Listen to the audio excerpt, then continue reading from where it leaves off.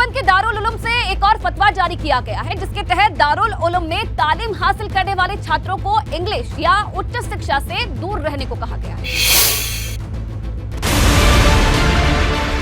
सहारनपुर के दारुल उलूम देवबंद का फतवा एक बार फिर सवालों में है। इस बार दारुल उलूम के शिक्षा विभाग ने दारुल उलूम में तालीम लेने के दौरान छात्रों से इंग्लिश और उच्च शिक्षा से दूर रहने का फरमान सुनाया है और ऐसा न करने पर संस्था से बाहर का रास्ता दिखाने की चेतावनी दी है।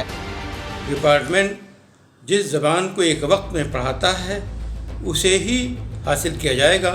दारुल उलूम के फतवे पर इस्लामिक सेंटर ऑफ इंडिया के चेयरमैन मौलाना राशिद फिरंगी महली के प्रवक्ता का बयान सामने आया है।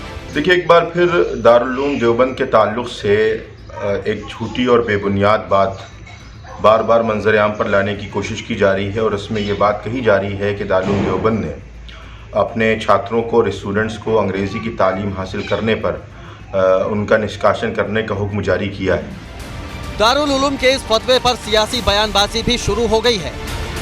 दारुल उलूम ने इस तरीके का क्यों वो किया है, इसको लेकर जो शिक्षा को लेकर गाइडलाइन है उसके हिसाब से होना चाहिए। मैं दारुल उलूम के इस फैसले पर उनको पुनर्विचार करना चाहिए, उनको फिर से इस पर सोचना चाहिए, क्योंकि दीनी और दुनियावी तालीम साथ साथ चलती रहे। धर्मनगरी अयोध्या से सीएम योगी ने 2024 चुनाव फतेह का मंत्र दिया। पहली बार सीएम योगी की भरत की तपोस्थली भरतकुंड नंदीग्राम में सभा। भरतकुंड में सीएम योगी ने करोड़ों की विकास योजनाओं की सौगात दी और मोदी सरकार के कामकाज का बखान किया। न केवल अयोध्या जा रही है बल्कि पूरे देश को प्रधानमंत्री मोदी जी के नेतृत्व में एक नई प्रेरणा भी दे रही है। भरतकुंड से जनसभा को संबोधित करते हुए सीएम योगी ने विरोधियों पर तीखा हमला बोला।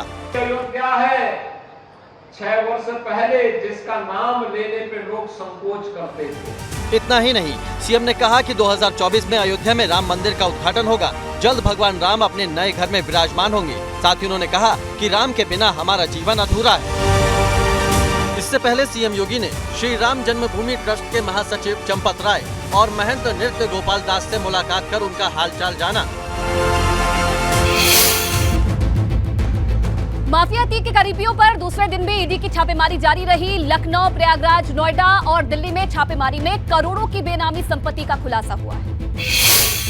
माफिया अतीक भले ही इस दुनिया में नहीं है, लेकिन उसके करीबियों पर शिकंजा कसने का सिलसिला जारी है। ईडी ने दूसरे दिन भी अतीक के करीबियों के यहाँ छापेमारी की, जिसमें कई चौंकाने वाले खुलासे सामने आए। अतीक के करीबियों पर ईडी की छापेमारी, लखनऊ, प्रयागराज, नोएडा और दिल्ली में छापा। करोड़ों की बेनामी संपत्ति और संवेदनशील कागजात बरामद हुए। फर्जी कंपनियों के जरिए करोड़ों रुपए के निवेश के सबूत मिले। प्रयागराज के 2 बड़े बिल्डर के घर छापा पड़ा। साथ ही प्रयागराज के रियल एस्टेट के कई कारोबारियों के ठिकानों पर भी छापेमारी हुई। साथ ही आपको बता दें कि अतीक और अशरफ की हत्या के बाद भी उसके गुर्गों की दहशत कम होने का नाम नहीं ले रही है।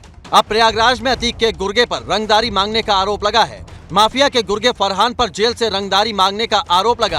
प्रॉपर्टी डीलर मोहम्मद अशरफ सिद्दीकी से 50 लाख रुपए की रंगदारी मांगी गई और 15 दिन में रंगदारी नहीं देने पर जान से मारने की धमकी दी गई, जिसके बाद पीड़ित की शिकायत पर फरहान समेत 8 लोगों पर धूमनगंज थाने में केस दर्ज किया गया है। 2 महीने पहले मौत के घाट उतारे गए माफिया अतीक अहमद के कई करीबियों के ठिकानों पर ईडी यानी इन्फोर्समेंट डायरेक्टरेट की टीम आज लगातार दूसरे दिन भी छापेमारी कर रही है। छापेमारी की कार्रवाई आज भी कई जगहों पर की जा रही है।